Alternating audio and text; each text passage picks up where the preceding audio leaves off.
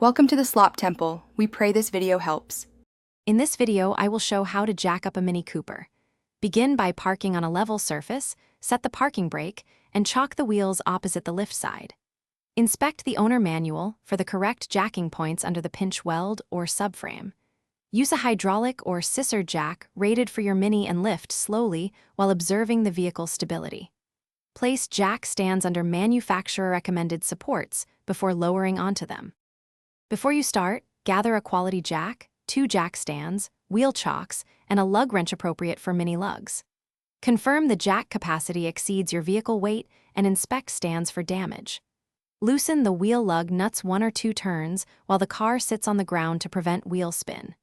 Position the jack at the designated lift point, raise the car just enough to clear the wheel, and secure with jack stands at proper support locations.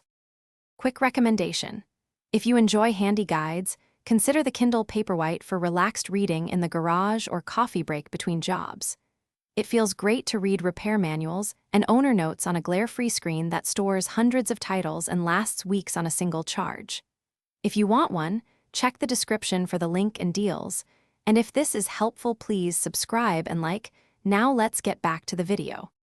With the jack under a proper point, pump or ratchet it up in controlled increments while watching for body flex or slipping.